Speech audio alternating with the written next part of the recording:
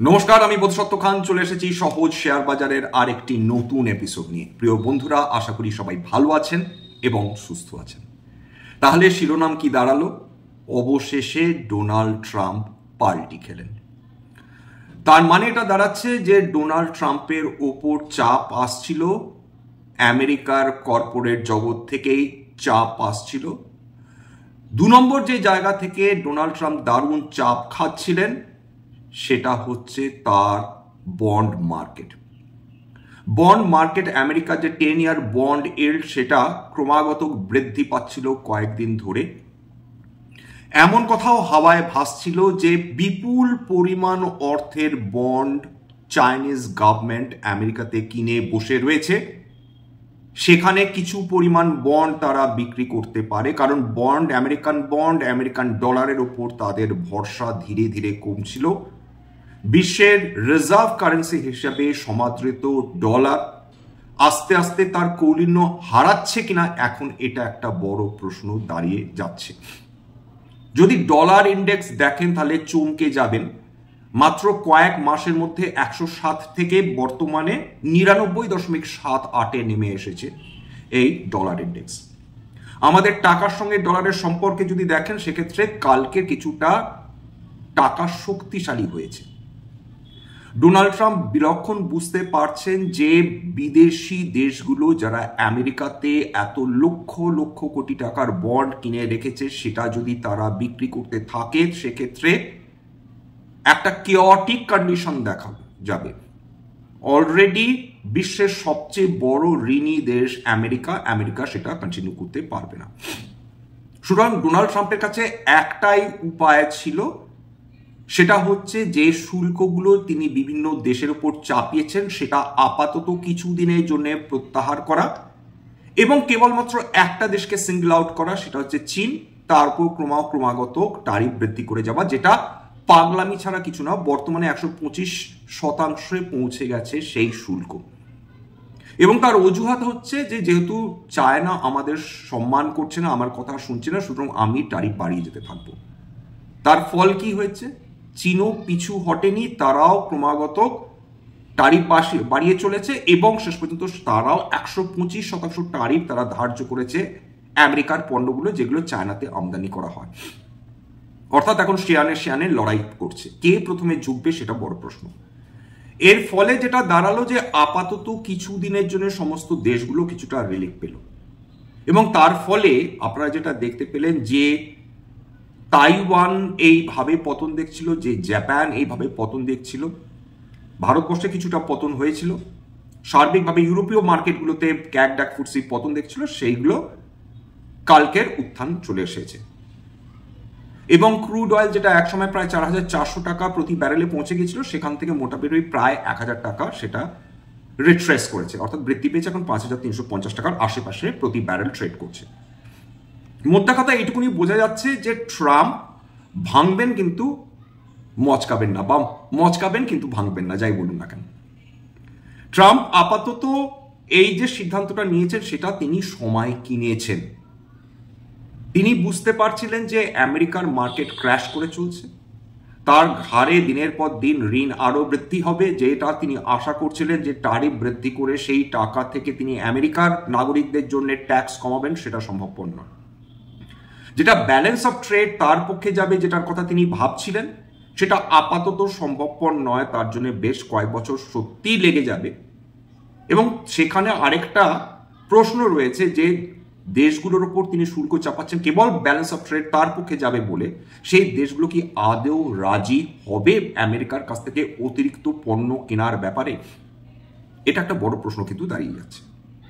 হ্যাঁ, ছোট ছোট অর্থনীতিগুলো বাধ্য হবে, তারা বাধ্য হবে আমেরিকার থেকে বেশি পণ্য বেশি ইম্পোর্ট করার ক্ষেত্রে, কিন্তু যেগুলো বড় বড় অর্থনীতি রয়েছে, যেমন ভারতবর্ষ, যেমন জাপান, যেমন চীন, তারা কি এই ধরনের ট্যারিফ ঘাড়ে করে আমেরিকার কাছ থেকে বেশি পণ্য কিনতে চাইবে?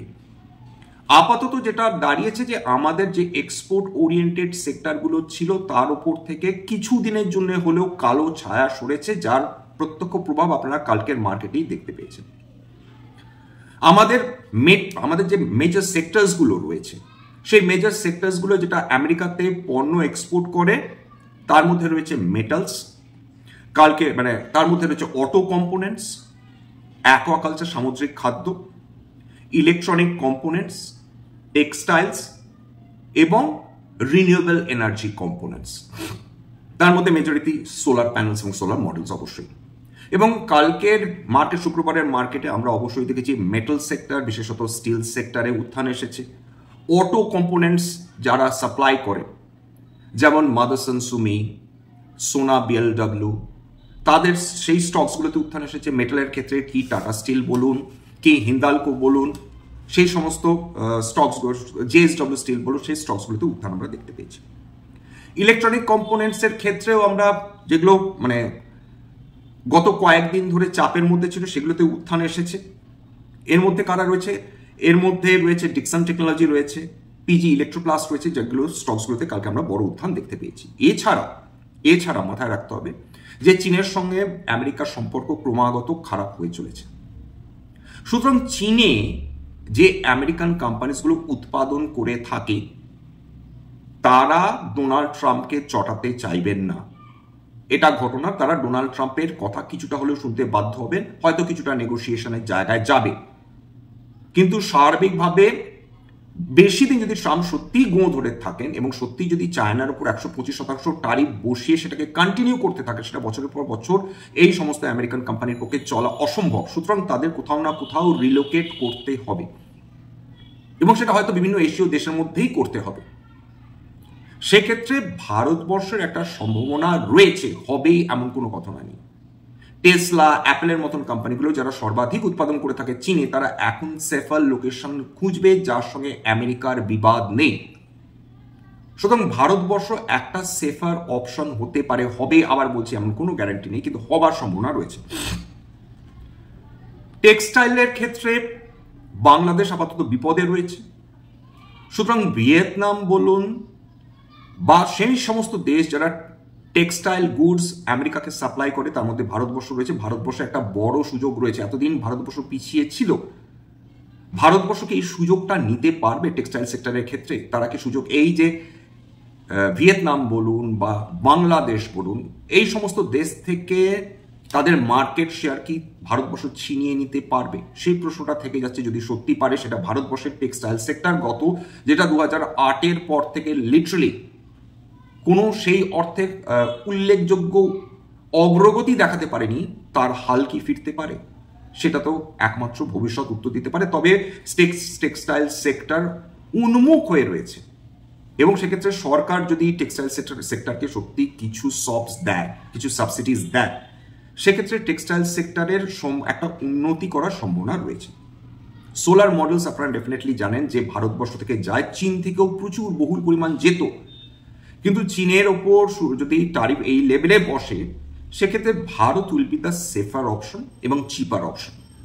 সুতরাং ভারতবর্ষে যে রিনিউয়েবল এনার্জি কোম্পানিজগুলো রয়েছে, যারা অর্ডার নেয়, যারা সোলার মডেলস, সোলার প্যানেলস তৈরি করে এবং অন্যান্য form of renewable energy components তৈরি করে, তার মধ্যে উইন্ড এনার্জিও রয়েছে, তারা যদি চীনের মার্কেট শেয়ার কিছুটা ছিনিয়ে নিতে পারে, ভারতবর্ষ কিন্তু খুব বড় একটা এক্সপোর্টিং দেশ হয়ে উঠতে পারে যদি প্রকৃত অর্থে এই সুযোগ নেওয়া সম্ভব হয়।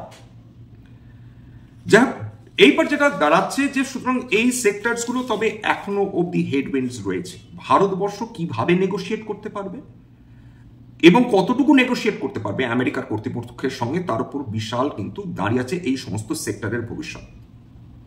একদম স্পষ্ট ভাষায় আমেরিকা আমাদের বলছে, তোমরা আমাদের কাছ থেকে এমন কিছু করো যেখানে ব্যালেন্স অফ ট্রেড আমাদের পক্ষে যায়। ভারতবর্ষকে যদি আমেরিকা F-35 বিক্রি করতে রাজি থাকে এবং যদি তারা পেট্রোলিয়াম প্রোডাক্টস বা ক্রুড অয়েল বিক্রি করে, তারা করতে রাজি আছে। ইনফ্যাক্ট ভারতবর্ষ কি বেশি দাম দিয়ে ক্রুড অয়েল কিনবে আমেরিকার কাছ থেকে? এটা কিন্তু হাজার হাজার কোটি টাকার প্রশ্ন। সেটা যদি ভারত করে, সেক্ষেত্রে হয়তো আমেরিকার সঙ্গে সম্পর্কটা ভালো হতে পারে, কিন্তু সেটা কি ভারতবর্ষের ক্ষেত্রে আখেরে লাভ হবে? সেখানেও কিন্তু একটা ব্যালেন্সিং অ্যাক্ট থাকতে হবে। খুব বুদ্ধিমত্তার সঙ্গে ঠান্ডা মাথায় কাজটা করে যেতে হবে। আসুন দেখিনি এফআইআই ডিআই ডেটা এপ্রিল মাসের জন্য। খুব একটা ভালো ইঙ্গিত নেই এখনো অবধি। কালকের মার্কেট, ভারতীয় মার্কেটে উত্থান এসেছে, কিন্তু তার সত্ত্বেও এফআইআইসরা 2,519 কোটি টাকার ওপর তারা শেয়ার বিক্রি করে দিয়ে চলে গেছে। এবং কেবলমাত্র এপ্রিল মাসে এফআইআইসরা 34,641.79 কোটি টাকার শেয়ার বিক্রি করে গিয়েছে, এবং একটা দিনও নেই যেখানে তারা কিনেছে, মানে নেট পারচেস করেনি তারা। সেখানে ডিআইআইসরা 27,588 কোটি টাকার উপর শেয়ার কিনেছে, অর্থাৎ ডিআইআইসরা সমানভাবে ভারতীয় শেয়ার বাজার থেকে শেয়ার কিনে চলেছেন। এখনো তাহলে বড় প্রশ্ন রয়ে যাচ্ছে যে আমেরিকাতে পতন চলছে, চীন বিনিয়োগের জায়গা হিসাবে মারাত্মক আকর্ষণীয় জায়গা রয়েছে কিনা সেটা একটা বড় প্রশ্ন দাঁড়িয়ে যাচ্ছে। সেক্ষেত্রে এফআইআইসরা যাচ্ছে কোথায়, বা কেবলমাত্র তারা সুযোগের অপেক্ষায় রয়েছেন কিনা সেটাও একটা বড় প্রশ্ন। এই অনিশ্চয়তার মাঝে হতে পারে যে ডিআইএসরা কোনো রকম রিস্ক নিতে চাইছেন না, কোনো রকম মার্কেটেই তারা বিনিয়োগ করতে চাইছেন না, তারা হাতে ক্যাশ কম্পোনেন্ট রাখতে চাইছেন না। এটাও সম্ভব, এভরিথিং পসিবল। এবার চলে আসি যে বিভিন্ন ক্রুড অয়েল বাস্কেটের কি অবস্থা। গতকাল অবধি যে ডেটা, বা আজকে সকাল অবধি যে ডেটা, WTI ক্রুড $61.5 প্রতি ব্যারেল ট্রেড করছে, ব্রেন্ট ক্রুড $64.76 প্রতি ব্যারেল ট্রেড করছে, মার্বান ক্রুড $65.98 প্রতি ব্যারেল ট্রেড করছে, WTI মিডল্যান্ড সেটাও প্রায় $62.81 ট্রেড করছে। অর্থাৎ যদি ক্রুড অয়েলের দিকটা দেখেন সেটা কিন্তু ভারতের পক্ষে এখনো যাচ্ছে। এবার চলে আসি একটা খুব ইন্টারেস্টিং ডেটা, যে গত 6 মাসে কোন কোন স্টক সর্বাধিক পতন দেখেছে 6 মাসের উচ্চতা থেকে, 52 সপ্তাহের উচ্চতা না, গত 6 মাসের উচ্চতা থেকে। জিয়ামেন্স নিয়ে আলোচনা করবো না, জিয়ামেন্স দুটো মানে ডিমার্জার করেছে যেহেতু। স্টার্লিং অ্যান্ড উইলসন 60.91% পতন তার গত 6 মাসের উচ্চতা থেকে। আইটিআই লিমিটেড একটি লস মেকিং কোম্পানি কেন উঠছিল সেটা বলা বড় মুশকিল। গত 13টা কোয়ার্টারে ক্রমাগত লস করে গেছে, কিন্তু সেটা নিয়মিত হারছিল, মানে উত্থান দেখছিল, মাত্র কয়েক মাসের মধ্যে ডাবল করে ফেলেছিল, তারপর চরম পতন 57.31% পতন। ওয়ার্লপুল ইন্ডিয়া 54.83% পতন, সোনাটা সফটওয়্যার 54% ওপর পতন, অনন্তরাজ লিমিটেড যেটা রিসেন্টলি খুব একটা বড় ডেটা সেন্টার প্লেয়ার হয়ে উঠছে বলে বিশেষজ্ঞদের ধারণা, সেখানেও 53.67% পতন। অত্যাধিক উত্থান দেখেছিল, অত্যন্ত চড়া বাজার দর ছিল, সেখান থেকে কারেকশন এসছে। নেটওয়ার্ক 18 52.84% পতন। এটাই এক সমস্যা, বিশেষ করে মিডিয়া স্টকসগুলোকে নিয়ে, কারণ তাদের আর্নিংস ভিজিবিলিটিটা খুব একটা বেশি থাকে না, বরং ভীষণ যেটাকে বলা যেতে পারে ভীষণ লাম্পি প্রফিট হয়। পাঞ্জাব অ্যান্ড সিন্ধ ব্যাংক 52% উপর পতন, সোয়ান এনার্জি 50.98% পতন দেখেছে গত কয়েকদিনে। এই প্রসঙ্গে বলে রাখি যে স্টকসগুলো নিয়ে বর্তমানে আলোচনা করছি সেটা কেবলমাত্র কিন্তু ফর ইলাস্ট্রেশন পারপাস বা উদাহরণ হিসাবে। এখানে কোনো ধরনের স্ট্যান্ডার্ড ডিসক্লেমার, কোনো ধরনের কোনো শেয়ারের বাই সেল রিকমেন্ডেশন, সাজেশন বা অ্যাডভাইস দেওয়া হয় না, এমনকি ইনফ্লুয়েন্স করা হয় না। এটা একটা এডুকেশন চ্যানেল বাঙালি বিনিয়োগকারীদের ইনভেস্টার অ্যাওয়ারনেস বৃদ্ধির জন্য। এবং এখানে শেয়ার কি, শেয়ারের দাম কেন উঠছে, কেন নামছে, ভারতীয় শেয়ার বাজার কিভাবে অপারেট করে, বিভিন্ন ম্যাক্রো ইকোনমিক ফ্যাক্টরস কিভাবে ভারতীয় শেয়ার বাজারকে ইনফ্লুয়েন্স করে, বিভিন্ন কোম্পানি কোয়ার্টারলি রেজাল্টস, তার ফান্ডামেন্টাল অ্যানালিসিস করা কিন্তু উদ্দেশ্য। এইবার চলে আসি হচ্ছে স্ট্যান্ডার্ড ডিসক্লোজার, যে কোম্পানিজগুলোর আলোচনা করছি হতে পারে তার মধ্যে কোনো কোম্পানিতে আমার বা আমার পরিবারের বিনিয়োগ থাকলেও থাকতে পারে। ভবিষ্যতে আমরা যদি নতুন করে কিনি বা বিক্রি করি তাহলে কিন্তু আগাম বিজ্ঞপ্তি দিয়ে কিনতে বা বিক্রি করতে পারবো না। এবার চলে আসি সেক্টর পারফরমেন্স। বিগত কালে শুক্রবার অটোমোটিভ সেক্টর সেটা 2.14% উত্থান, ব্যাংকিং 1.5%-এর উপর উত্থান, কেমিক্যালস ভালো উত্থান দেখিয়েছে 2.46% উত্থান, কংগ্লোমারেটস 1.75% উত্থান, কনজিউমার ডিউরেবলস 1.91% উত্থান, ইঞ্জিনিয়ারিং এবং ক্যাপিটাল গুডস সেটাতেও কিন্তু প্রায় 2.25% উত্থান, ইনফরমেশন টেকনোলজি 1.28% উত্থান, ম্যানুফ্যাকচারিং 3.21% উত্থান, মিডিয়া এবং এন্টারটেনমেন্ট 1.94% উত্থান। তাহলে সেক্টরাল ইন্ডাইসেস গুলোর কেমন খবর? নিফটি 50 1.92% বৃদ্ধি পেয়েছে, 429.44 পয়েন্টের বৃদ্ধি। বিএসসি সেন্সেক্স প্রায় 1300 পয়েন্টের উপর উত্থান। নিফটি ব্যাংক যদি দেখেন 1.52% উত্থান। বিএসসি স্মল ক্যাপ 3%-এর উপর উত্থান দেখেছে। বিএসসি মিড ক্যাপ প্রায় 1.84% উত্থান। নিফটি অটো ভালো উত্থান দেখেছে 2.03% উত্থান। বিএসসি ক্যাপিটাল গুডস 2.15% উত্থান। বিএসসি কনজিউমার ডিউরেবল সবচেয়ে বেশি উত্থান 2.92%। এবং যেটা সবচেয়ে বেশি পতন এসেছিল সেটা বিএসসি মেটালস 4.29% উত্থান। 10 বছরে যদি ইউএস বন্ড ইল্ড দেখেন সেটা ক্রমাগত বৃদ্ধি পেয়ে যাচ্ছে, 4.495% বর্তমানে এই বন্ড ইল্ড দেখাচ্ছে। অর্থাৎ মানুষ দুটো কারণে এই বন্ড ইল্ড বৃদ্ধি দেখতে পারেন।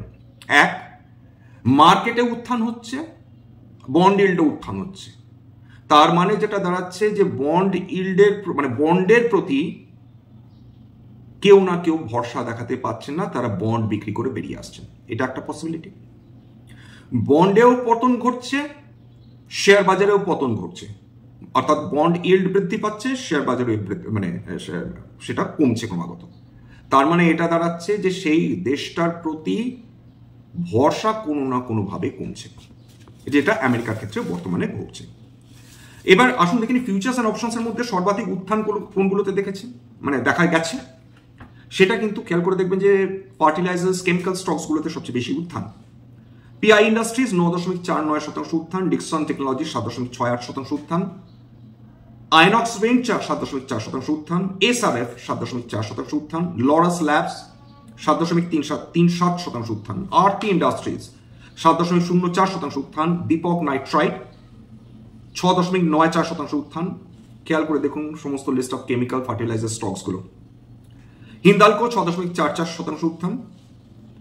এছাড়া জিন্দাল স্টেনলেস সেটা 5.75% উত্থান, সোনা বিএলডব্লিউ 5.56% উত্থান, টাটা স্টিল 4.91% উত্থান, জেএসডব্লিউ স্টিল 4.43% উত্থান। কোনো কিছু কি পতন এসেছে? পতন তো ডেফিনেটলি এসেছে। মুথুট ফিন্যান্স 5.75% পতন, আইসিআইসিআই লোমবার্ড 3.8% পতন, ম্যাক্স হেলথ কেয়ার 3.01% পতন, আইসিআইসিআই প্রুডেন্সিয়াল লাইফ ইন্স্যুরেন্স 2.8% পতন। এইগুলো উল্লেখযোগ্য পতন। কালকে মারাত্মক পতন হয়েছে, এরকম সম্ভাবনা কম ছিল, কারণ অধিকাংশ ক্ষেত্রে মানে সেক্টরগুলো জুড়েই কিন্তু একটা উত্থান এসেছে। যাই হোক, এখানে শেষ করছি।